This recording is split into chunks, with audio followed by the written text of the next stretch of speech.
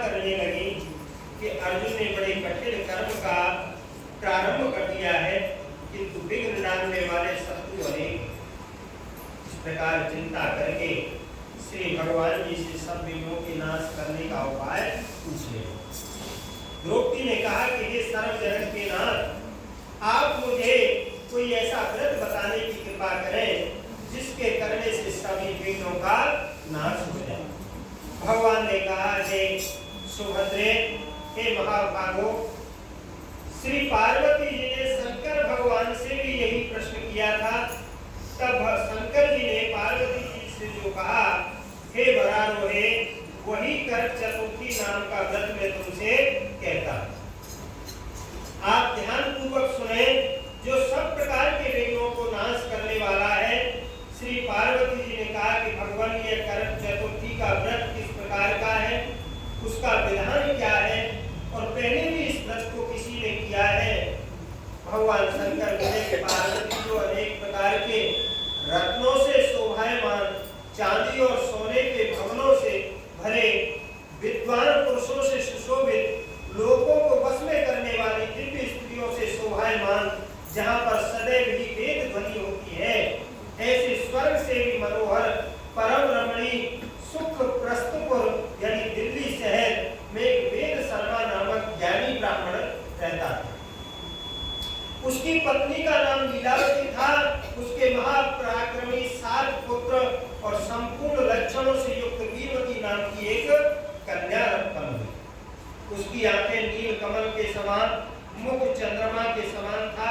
उसके विवाह के योग्य समय आ जाने पर वेद शर्मा ने एक वेद शास्त्र के ज्ञाता विद्वान ब्राह्मण को विवाह विधि से प्रदान कर दिया। इसके पश्चात वीरवती ने अपने भाइयों की स्त्री यानी भौजाइयों समेत गौरी का व्रत किया।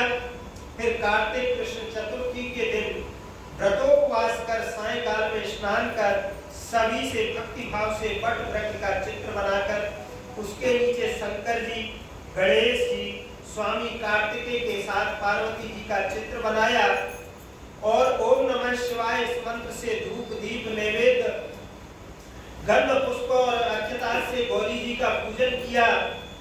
फिर शिव जी, गणेश जी तथा षडानन का अलग अलग पूजन करती हुई पकवान, अक्षर तथा दीपक से युक्त 10 करवा, गेहूं, पिसान और गुड़ के बने हुए पकवान और भी अनेक मिठाइयां,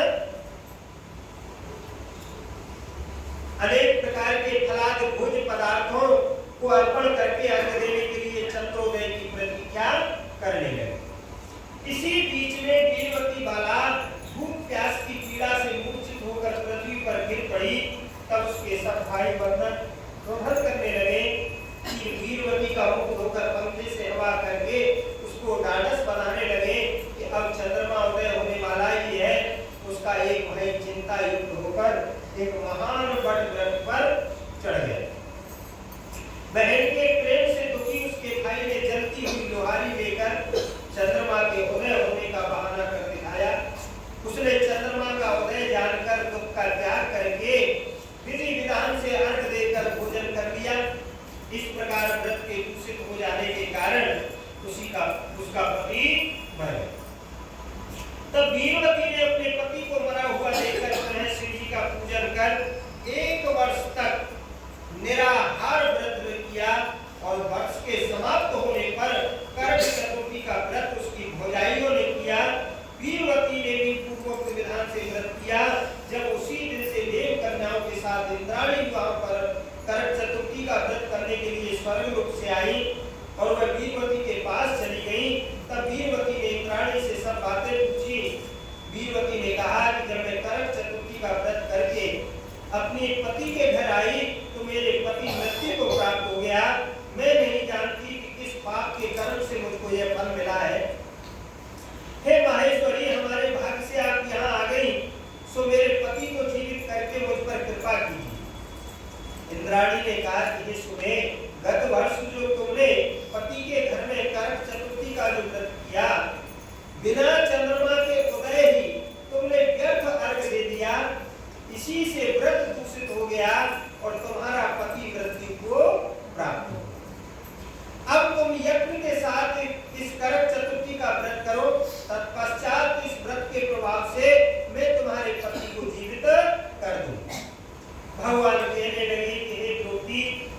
रानी के वचन को सुनकर वीरवती ने विधान पूर्वक उस व्रत को किया। इस प्रकार